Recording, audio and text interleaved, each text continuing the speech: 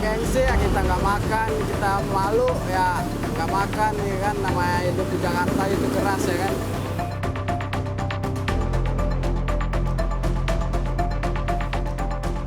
Kita niat juga kan walaupun mencari duit, mencari uang gitu, mencari rezeki nafkah, kita juga ada inisiatif buat melestarikan juga kan di jalan.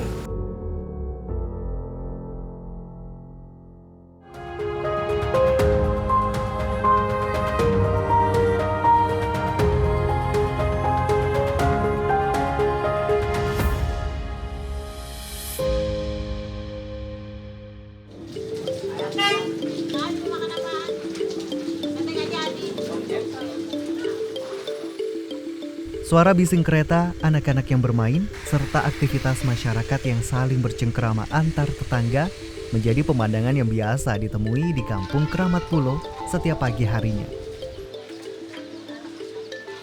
Namun setelah azan zuhur, suasana di kampung ondel-ondel berubah drastis. Seperti anak muda umumnya di kampung tersebut, Waldi bersama tim sedang sibuk mempersiapkan ondel-ondel beserta pirantinya yang nanti akan digunakan untuk mengamen di jalanan. Sepanjang jalanan, kawasan kampung ondel-ondel sudah dipenuhi oleh beberapa unit mobil angkot dan bajai yang biasa disewa oleh tim pengamen ondel-ondel. Ya angkot yang kita charter, yang udah langganan. Tergantung jaraknya juga sih. Kalau misalkan jaraknya ke Serang Banten, dia kadang dikenain sama dia 4,5, kadang gope kalau kita yang ini.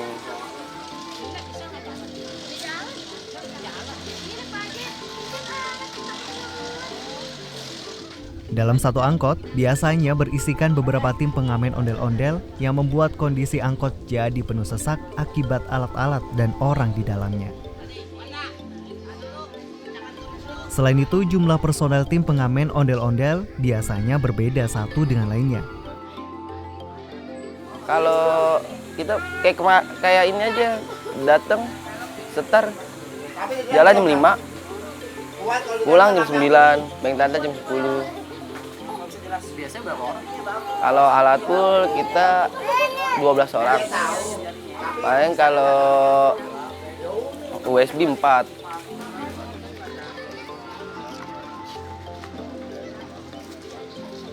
Menjaga keutuhan dan solidaritas sangat penting bagi setiap tim pengamen ondel-ondel. Waldi dan Khalid punya cara sendiri untuk menjaga kesatuan timnya dalam pembagian kerja. Kalau pembagian kerja kita kadang ada yang mau masuk gantian, kita misalnya kita tanya dulu nih, lu mau masuk sampai pulang apa gimana nih gini. Kalau dia bilang mau, ya udah, kita serahin ke dia. Kerjaan kita serahin ke dia gitu, bagian masuk udah. Kalau dia mau gantian, ya kita gantian. Iya. Ya pokoknya sama enak ya. Iya, kita nggak mau sampai ada gesekan gitu. Ntar gara-gara hal sepele kayak gimana, ntar wah lu kagak mau gantian gitu. Kita nggak mau kayak gitu. Kita ibarat kata kita capek sama-sama, kita rasain sama-sama gitu. Pendapatan tim pengamen ondel-ondel sangat bergantung dengan kondisi cuaca. Di hari itu, kondisi cuaca di wilayah Bintaro, Kota Tangerang, tempat tim Khalid dan Waldi diguyur hujan deras. Pendapatan tim Khalid dan Waldi berkurang karena waktu ngamennya banyak terbuang untuk berteduh. Pendapatan kita kagak nentu, Bang. Jadi kadang-kadang kalau lagi hujan kayak begini, ya dapat alhamdulillah. Masih dapat sekitar 40-50-an, alhamdulillah. Tapi kalau lagi nggak hujan bisa lebih dari segitu. Setelah dirasa hujan reda, tim Waldi dan Khalid mulai melakukan arak-arakan di pelosok perkampungan. Meski ondel-ondel disukai anak-anak, terkadang Waldi dan Khalid ditegur oleh warga karena volume suara musik yang dianggap terlalu berisik. Kalau ditegur, kita paling disuruh kecilin. Itu juga kalau kita malam masih ada di perkampungan. Tapi kalau kita masih sore-sore mah nggak jadi masalah. Karena kan dia pikir juga buat hiburan. ada anak-anak gitu ngeliat ngedenger suara ondel-ondel keluar dari rumah gitu. Sering nggak ya diikutin anak-anak kayak gitu? Wah sering banget. Bahkan yang namanya didorong-dorong dari belakang tuh udah, buat saya mah udah biasa banget.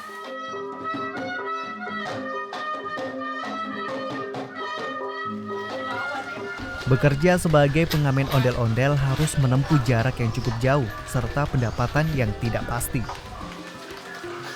Namun Waldi beserta teman-temannya sangat menikmati pekerjaan yang mereka lakukan.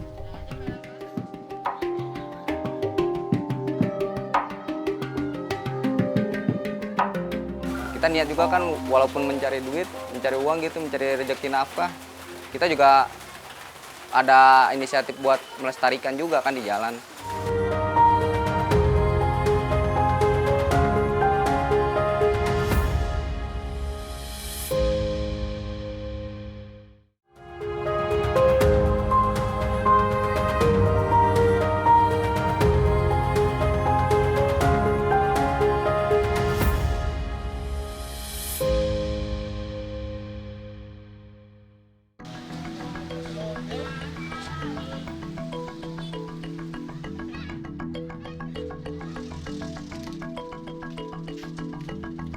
Maraknya pengamen ondel-ondel sempat menuai pro kontra baik di tingkat pemerintah daerah maupun kelompok masyarakat budaya Betawi sendiri.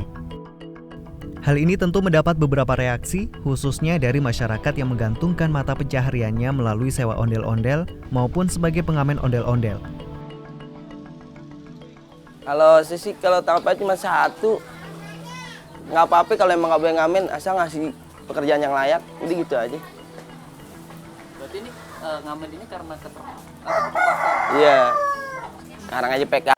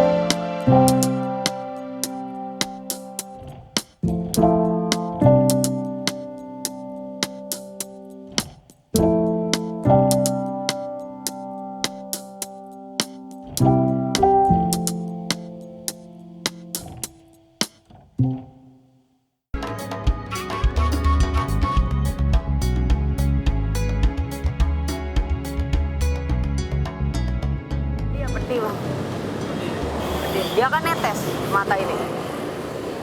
Perih. Makanya kalau orang bilang mata kita merah nih, dibilang mabok. Entah minum obat-obatan, minum minuman, padahal mah enggak bang. Ini lari mata merah. Karena di kelopak mata ini sininya nih ketahan. Jadi dari atas tuh kalau kita kedip turun dia.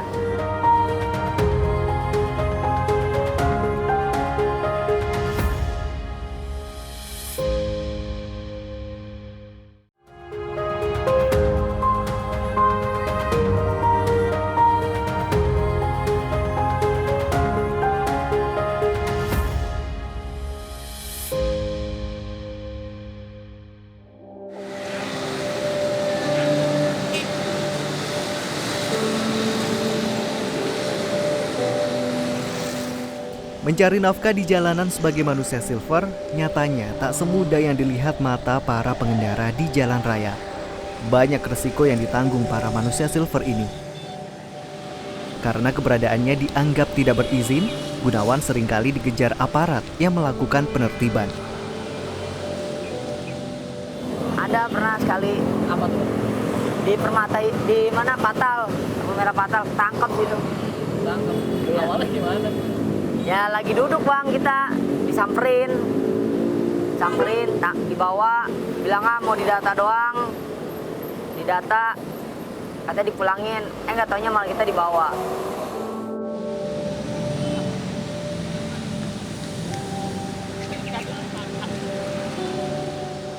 Berbeda dengan Gunawan, nasib Fadil terbilang masih lebih beruntung.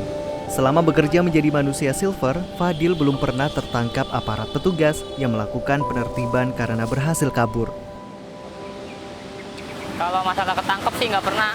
Cuman kalau dikejar-kejar pernah. Kejar-kejar. Iya mau ke Pol PP Gimana bang?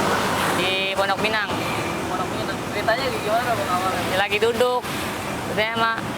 Saya emang nggak tahu kalau Pol PP menangkepin tadinya. Berhenti di depan mata. Nah, teman-teman pada lari. Ya saya juga ikut lari lah.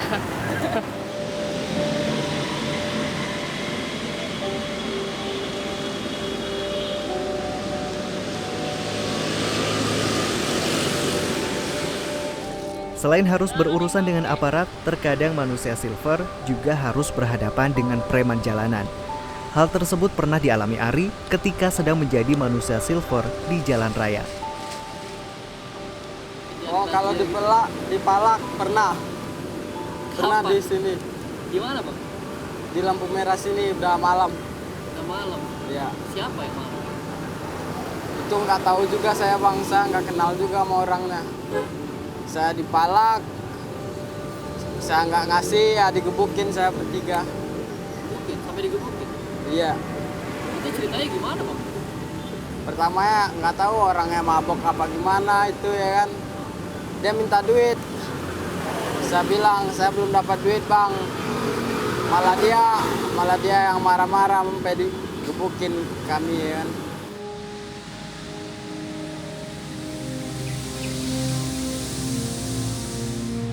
Banyak sentimen negatif datang dari masyarakat terkait manusia silver yang dianggap meresahkan. Gunawan bercerita, seringkali orang menganggap manusia silver beratraksi dalam keadaan mabuk karena matanya yang terlihat merah. Padahal itu salah satu risiko buruk mengecat tubuh. Kalau bilang pedih ya pedih bang. Pedih. Dia kan netes mata ini. Perih. Makanya kalau orang bilang mata kita merah nih, dibilang mabok. Entah minum obat-obatan, minum minuman, padahal mah enggak bang.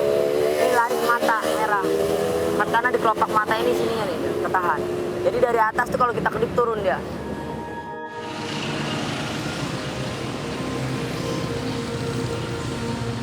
Cap negatif lain juga disematkan ke para manusia silver ini. Dianggap rawan kriminal atau memaksa saat meminta uang. Kalau saya minta kan nggak maksa ya kan. Ada juga ada yang maksa, ada yang panjang tangan. Kalau kan nggak semua manusia silver gitu bang. Ada yang begitu, ada yang nggak semuanya juga ya kan. Yang penting saya mintain nggak maksa, nggak ganggu orang ya kan. Orang pun enak. Jadi kalau kita maksa orang pun besok-besoknya malas ngasih bang.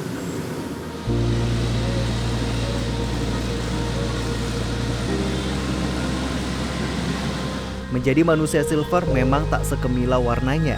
Namun bagi Gunawan, Fadil, dan Ari tak banyak pilihan yang bisa dilakukan untuk dapat bertahan hidup di tengah situasi pandemi. Mereka melawan rasa malu demi bisa sekedar memenuhi kebutuhan mereka sehari-hari. Ibarat kata dibilang malu ya malu, dibilang gengsi ya gimana, nggak gengsi gitu ya kan. Kalau ibarat kata ya bang, kalau hidup di perantauan ya kan, kalau gengsi ya kita nggak makan, kita malu ya nggak makan ya kan. Namanya hidup di Jakarta itu keras ya kan.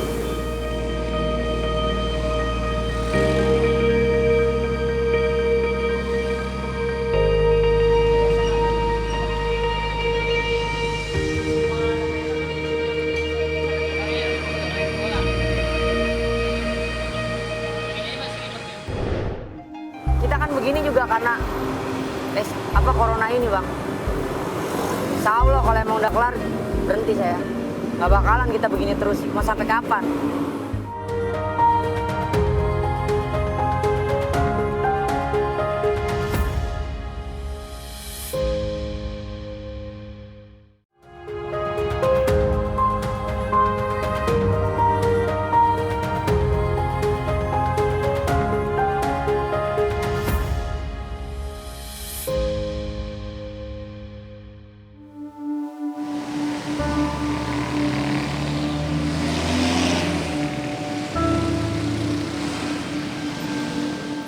Harus menjalani hidup yang keras saat mengadu nasib di Jakarta akan terasa lebih berat jika tak mendapat dukungan keluarga. Hal tersebut dirasakan oleh Gunawan. Ia memilih untuk sembunyi-sembunyi saat menjalani profesinya sebagai manusia silver dengan tetangga maupun keluarganya. Ya kalau mungkin tahu keluarga nggak mungkin ngedukung bang. Saya mau nggak mau. Mau nggak mau, malu nggak malu. Udah. Respon bini gimana? Ya respon bini sih ya, selagi saya ngejalaninnya benar, halal, nggak ngerugin orang, silakan. Tuh. Jadi bini nggak dukung ya? Dukung aja dia.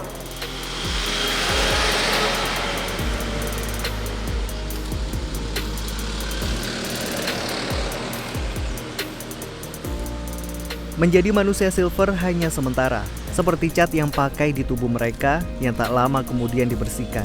Seperti itu pula niatan mereka. Mereka mengaku jika pandemi usai akan kembali menjadi sopir angkot. Kalau udah kembali normal, nggak pengen nyilper bang, pengen narik angkot aja. Ini karena keadaan ya? Iya, gara-gara keadaan mulai PSBB ya kan, sewa yang nggak ada, narik angkot sepi, ya begini.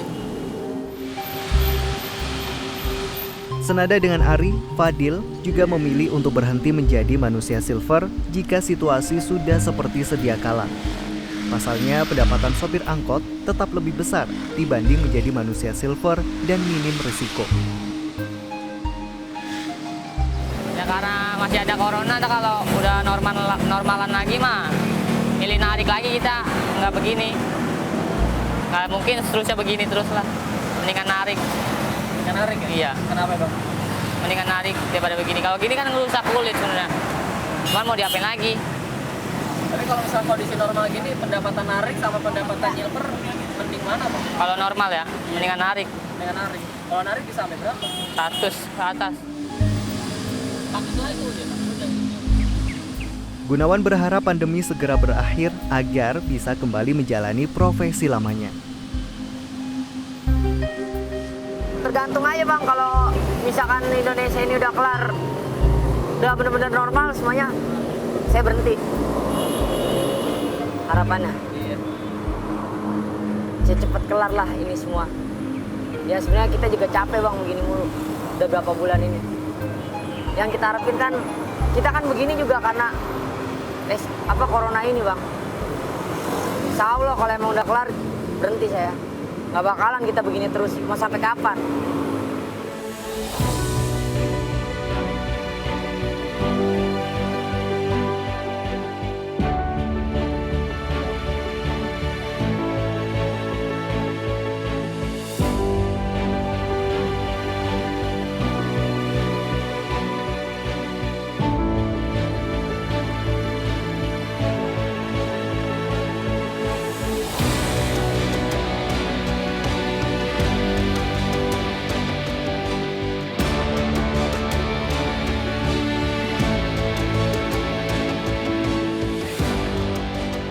Warna perak yang terang dari cat di tubuh mereka tak sekemilau cerita hidupnya.